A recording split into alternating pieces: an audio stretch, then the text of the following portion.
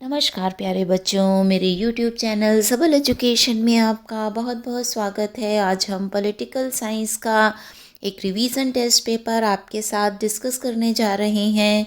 100% marks पाने के लिए आप इस वीडियो को अंत तक ज़रूर देखिए। ये रिवीजन करने में और एग्ज़ाम की तैयारी करने में आपकी बहुत ही हेल्प करने वाला है।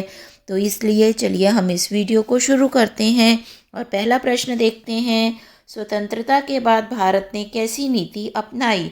तो स्वतंत्रता के बाद भारत ने नियोजित विकास की नीति अपनाई कि प्लान्ड वे से हमें अपने देश का विकास करना है।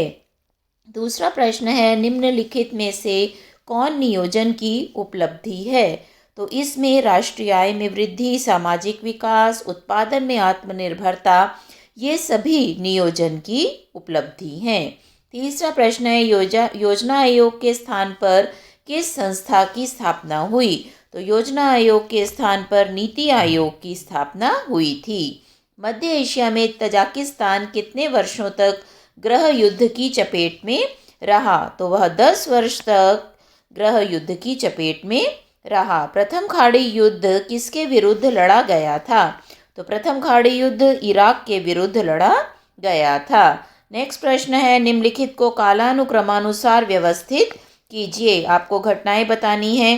तो सबसे पहले रूस की क्रांति हुई, उसके बाद अफगान संकट आया, फिर बर्लिन की दीवार गिरी और लास्ट में सोवियत संघ का विघटन हुआ। यह इसका सही क्रम है।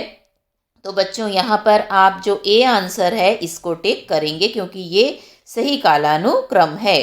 प्रश्न 7 है, पाकिस्तान ने भारत के गुजरात राज्य के कच्छ के रण पर हमला कब किया था? तो उसने कच्छ पर हमला 1965 में 1965 में किया था।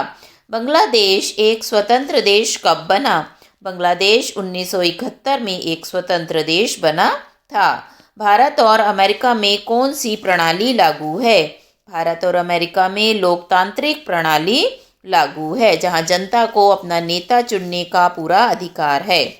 प्रधानमंत्री नरेंद्र मोदी ने म्यांमार की यात्रा कब की थी? तो उन्होंने म्यांमार की यात्रा 2017 में की थी। नेक्स्ट प्रश्न है बच्चों, 1971 में भारत पाकिस्तान युद्ध का सबसे महत्वपूर्ण कारण क्या था? तो पूर्वी पाकिस्तान में अशांति जो थी वो इस युद्ध का सबसे महत्वपूर्ण कारण था। जवाहरलाल नेहरू किस नीति के समर्थक थे? जवाहरलाल नेहरू जो थे वो गुटनिरपेक्षता की नीति के समर्थक थे। यूनेस्को अस्तित्व में कब आया? यूनेस्को 1946 में अस्तित्व में आया, मतलब 1946 में इसकी स्थापना हुई। नेक्स्ट प्रश्न है, अंतर्राष्ट्रीय मुद्रा कोष के सदस्य देश कितने हैं? तो 184 इसके सदस्य देश हैं। नेक्स्ट क्वेश्चन है, मानवाधिकारों की रक्षा में सक्रिय स्वयंसेवी संगठन है? एमनेस्टी इंटरनेशनल, दूसरा है ह्यूमन राइट्स वॉच। तो आपको बताना है कि ये कौन कौन से सक्रिय स्वयंसेवी संगठन है। तो बच्चों ये दोनों ही मानवाधिकारों के लिए सक्रिय स्वयंसेवी संगठन हैं। नेक्स्ट प्रश्न है, अंतर्राष्ट्रीय आणविक ऊर्जा एजेंसी की स्थापना कब हुई थी? तो इसकी स्थापना 1956 में हुई थी। संयुक्त राष्ट्र महासचिव कोफी अन्नान कौन से देश के हैं? तो बच्चों ये घाना के रहने वाले हैं। अगला प्रश्न है, डैश का साल अभूतपूर्व हिंसा और विस्थापन की त्रासदी का साल था? तो 1947 का साल, जब भारत और पाकिस्तान का विभाजन हुआ था। उस समय बहुत से निर्दोष लोग जो सांप्रदायिक दंगे हुए थे विभाजन के कारण, उनमें मारे गए थे। तो वह एक त्रासदी का साल था। प्रश्न 19 है, जूनागढ़, हैदराबाद, कश्मीर और डैश रियासतों का विलय बाकी रजवाड़ों की तुलना में थोड़ा कठिन था? तो तीसरा बेटा यहाँ पर मणिपुर एक ऐसी रियासत थी। प्रश्न 20 है, डैश के दिसंबर में आंध्र प्रदेश नाम से अलग राज्य बनाने की घोषणा हुई? तो 1952 में दिसंबर के महीने में आंध्र प्रदेश नाम से एक अलग राज्य बनाने की घोषणा हुई थी। नेक्स्ट प्रश्न है, क्यूबा डैश के तट से लगा हुआ एक छोटा सा द्वीपीय देश है? तो क्यूबा जो है यह अमेरिका के तट से लगा हुआ एक छोटा सा द्वीपीय देश है। प्रश्न 22 है, अगस्त डैश में अमेरिका ने जापान पर परमाणु बम गिराए थे।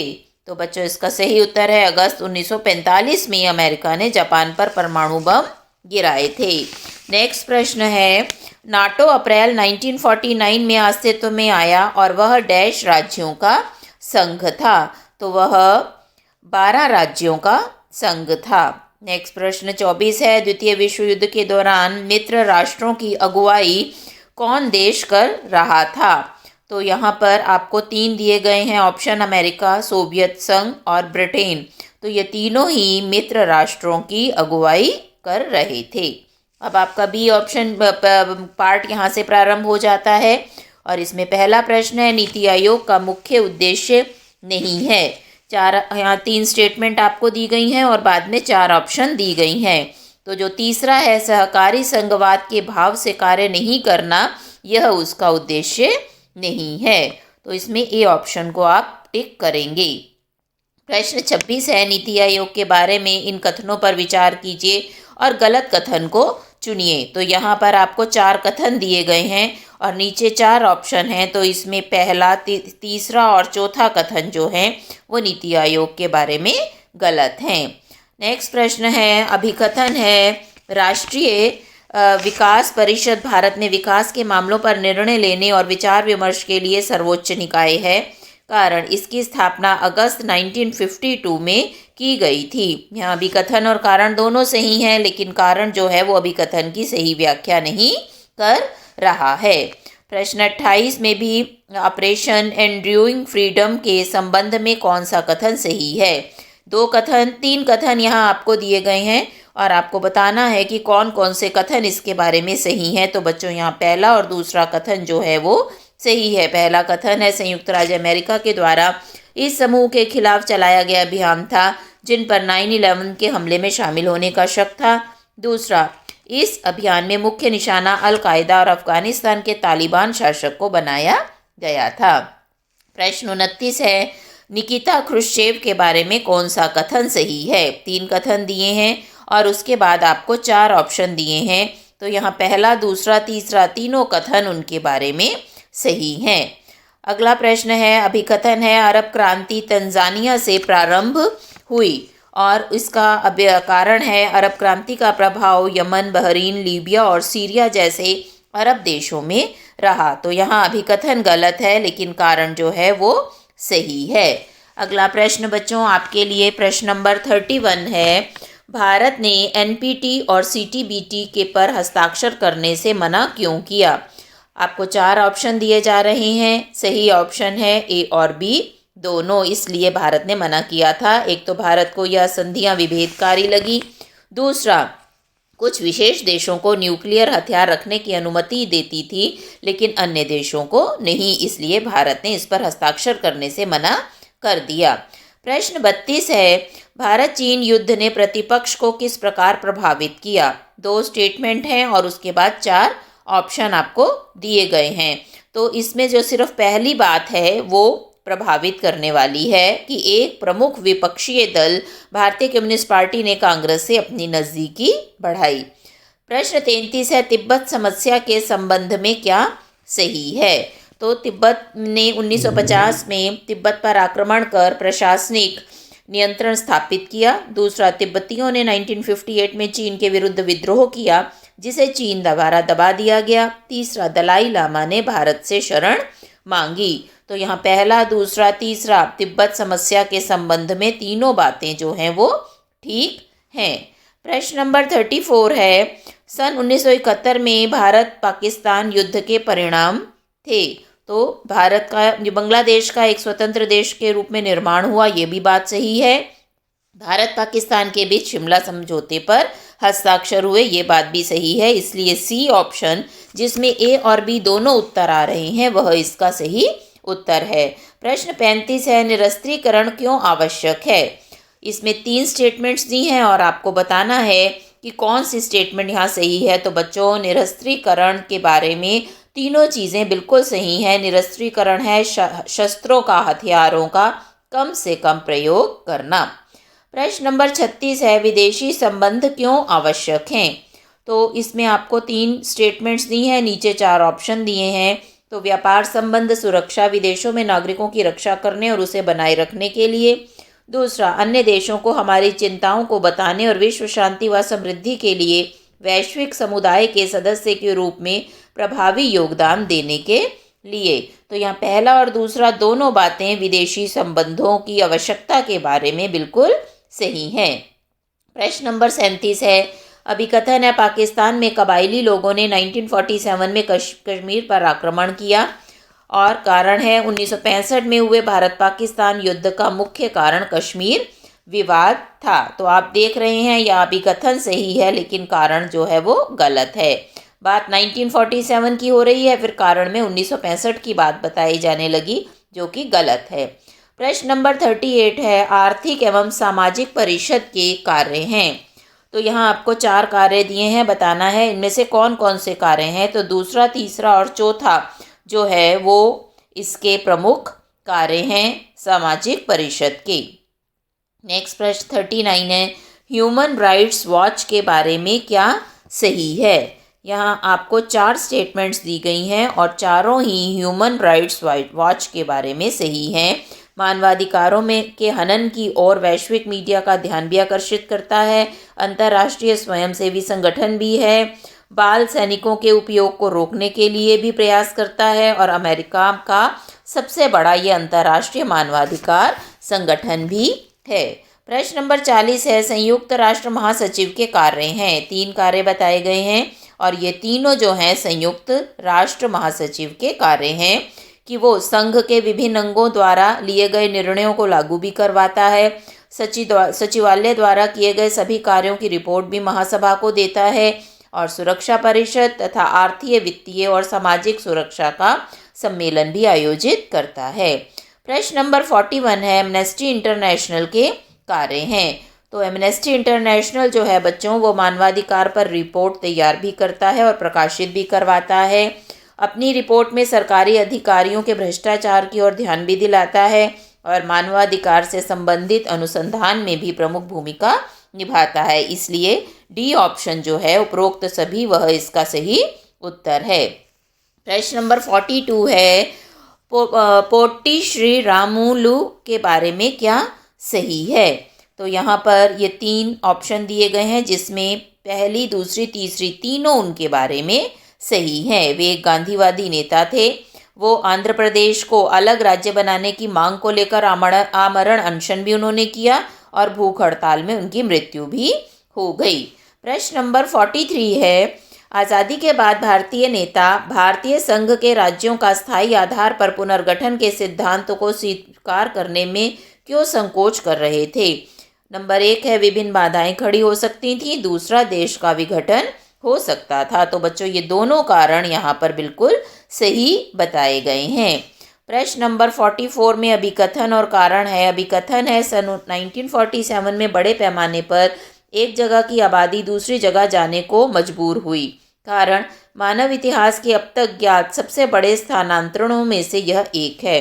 अभिकथन और कारण तो दोनों सही हैं, लेकिन जो कारण है वो अभिकथन की सही व्याख्या नहीं कर रहा है। प्रश्न नंबर 45 है, द्वितीय विश्व युद्ध के पश्चात वैश्विक राजनीति में क्या परिवर्तन हुए। तो इसमें जो 3 परिवर्तन दिए गए हैं ये तीनों परिवर्तन द्वितीय विश्व युद्ध के बाद वैश्विक राजनीति में हुए थे। नेक्स्ट प्रश्न बच्चों आपसे पूछा जा रहा है, द्वितीय विश्व युद्ध के पश्चात वैश्विक राजनीति में अमेरिका की क्या स्थिति थी। तो अमेरिका जो है बहुत ही मजबूत स्थिति में था। वह एक महाशक्ति के रूप में अपना स्थान बना चुका था। उसने उत्तर अटलांटिक संधि संगठन नाटो की स्थापना की और इन देशों में साम्यवाद को रोकने का प्रसार भी किया। तो ये उपयुक्त सभी जो है ये बातें सही हैं। प्रश्न नंबर 47 है, नाटो पश्चिमी गठबंधन से संबंधित था। कारण, नाटो में कुल 12 देश शामिल थे। तो बच्चों यहाँ कारण और अभिकथन दोनों सही हैं, लेकिन कारण जो है वो अभिकथन की सही व्याख्या नहीं है। प्रश्न नंबर 48 में भी अभिकथन और कारण ही है। तो यहाँ पर गुटनिरपेक्ष आंदोलन की जड़ में युगोस्लाविया के जोसेफ ब्राज टीटो, भारत के जवाहरलाल नेहरू और मिस्र के गमाल अब्दुल नासिर की दोस्ती थी। कारण, उन तीनों ने सन 1955 में एक सफल बैठक की थी। तो यहाँ अभी कथन बिल्कुल सही है, लेकिन जो कारण है वो गलत है। उन्होंने इस तरह की बैठक नहीं की थी। अब बच्चों तीसरा पार्ट आ गया आपके पेपर का। ये चित्र दिया गया है, इसको आपने चित्र को ध्यान से देखना है और इस पर आधारित प्रश्न का उत्तर देना है। बर्लिन की दीवार कब बनी थी? तो बर्लिन की दीवार 31 अगस्त 1961 को 1961 में बनी थी। अब यहाँ नीचे एक कार्टून दिया गया है, देखिए इस कार्टून को, और इस पर आधारित फिर जो प्रश्न आपसे पूछा जाएगा उसका आपको उत्तर देना है। तो इसमें राज्य पुनर्गठन आयोग की क्या है ये आपको बताना है। तो ये राज्य का सीमांकन आयोग है जो राज्यों की सीमा का निर्धारण करता है। प्रश्न नंबर 51 में भी आपको एक चित्र दिया गया है, ये देखिए, और इस पर आधारित प्रश्न है, यह लोगो प्रतीक चिन्ह किस संगठन का है? तो बच्चों ये विश्व बैंक का प्रतीक चिन्ह है या लोगो है। अगले में आपको एक अनुच्छेद सरदार पटेल के बारे में दिया गया है कि उन्होंने 3 राज्यों हैदराबाद, जूनागढ़ और कश्मीर का एकीकरण किया था। तो उसमें उन्हें किन किन परेशानियों का सामना करना पड़ा और वो किस तरह के नेता थे, ये देखिए, ये सारा इसमें आपको बताया गया है। और अब इसी पर आधारित कुछ प्रश्न आपसे पूछे जाएंगे। तो पहला प्रश्न है, सरदार पटेल को किस रूप में जाना जाता था? तो सरदार पटेल को एनसीआर के नेता के रूप में जाना जाता था।